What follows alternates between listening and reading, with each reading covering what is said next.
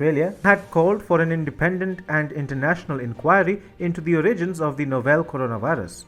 Australia had taken on China when not many nations would. Australia had displayed the courage to hold China accountable. So, the mighty nation of China decided to punish Australia with a trade war. But China's trade war hardly worked. Instead, Australia's economy received a much-needed impetus to grow independent of Beijing. China actually did Australia a favor. Now, Australia is on the driver's seat and it is taking China for a ride. Let's tell you how. Hi and welcome. This is TFI Global, the foreign affairs and geopolitical analysis arm of the TFI Media Group. I am your host Sanbir Anhotra, and in this video I will tell you how after waging a trade war with Australia, China is now pleading with Canberra for an entry into the Comprehensive and Progressive Agreement for Trans-Pacific Partnership. Let's begin. China has finally come to terms with the fact that it is not all that mighty which it has believed itself to be. After having waged a failed economic and trade war against Australia, the communist nation of China is back to begging for a seat on the Comprehensive and Progressive Agreement for Trans-Pacific Partnership, and Canberra holds the key to Beijing's fortunes now. China stands isolated today.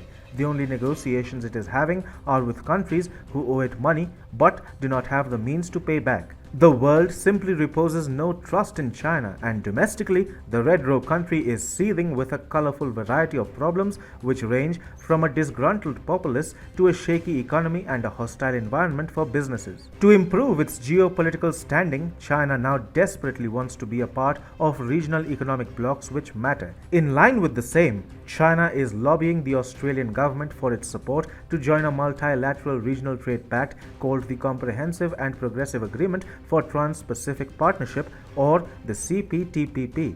The CPTPP is an 11-nation trade agreement among Australia, Brunei, Canada, Chile, Japan, Malaysia, Mexico, New Zealand, Peru, Singapore, and Vietnam. According to a report by Bloomberg, China has this year reached out to Australia, Malaysia, New Zealand, and possibly other nations for technical talks on the details of CPTPP. Beijing's embassy in Canberra has said China's accession to the CPTPP would yield large economic benefits. China also said China is committed to building a community with a shared future for mankind and stands ready to work together with all the other parties to promote globalization and regional economic integration. But here is where things get very interesting and funny. China, which has been waging a trade war against Australia for over 15 months now, has been forced to talk to Canberra in a sweet manner. It is making overtures for Australia. The Chinese embassy in Canberra said the Chinese economy and the Australian economy are highly complementary with enormous potential in cooperation. Referring to the bilateral free trade deal in force between the two countries, China described it as marking a milestone for our trade and economic cooperation, creating favorable conditions for deepening, broadening, and improving our bilateral economic relationship. China seems to be suggesting that if Australia were to support its bid for joining the CPTPP, it will roll back on the trade tariffs and bans that it has imposed on Canberra. However, this is not really an incentive for Australia. As it turns out, the Australian economy has emerged very resilient in the face of Chinese aggression. Australian Treasurer Josh Frydenberg on Monday said the Chinese government has failed to seriously impact Australia's economy through a series of punitive measures on exports. While trade between China and Australia fell by about 5.4 billion Australian dollars or $4 billion in the first half of 2021 compared to the previous year, Frydenberg said that loss had been mostly made up by a 4.4 billion Australian dollar increase with the rest of the world. Additionally, China's iron ore imports hit new heights in August, even as the CCP desperately tried to cut steel production and fidget with commodity prices, resulting in an obvious hike in Australia's exports of the ore.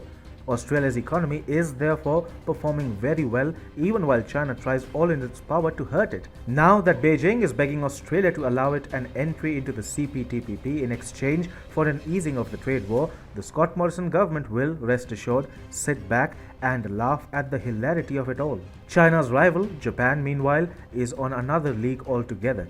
Japan is rubbing salt on China's wounds by signaling that it may support Taiwan's bid to enter the 11-member trade bloc which Beijing so desperately wants to be made a part of. As reported by TFI, lawmakers from Japan's ruling Liberal Democratic Party held first of their kind security talks with Taiwan's ruling Democratic Progressive Party lawmakers last month. Taiwan's thriving semiconductor industry occupies a pivotal position in the global electronics industry, and therefore Japan wants to bring the island nation into a trade bloc that excludes China. On one hand, Japan is not letting China join the CPTPP, and on the other hand, it is promoting Taiwan's entry into the trade group. This is a part of Tokyo's strategy to isolate China and mainstream Taiwan in the global supply chains. China has bent the knee for Australia after over a year of waging an inconsequential trade war on Canberra. Now, Beijing has been left red-faced. Australia, meanwhile, is enjoying the clownish show being put up by Xi Jinping.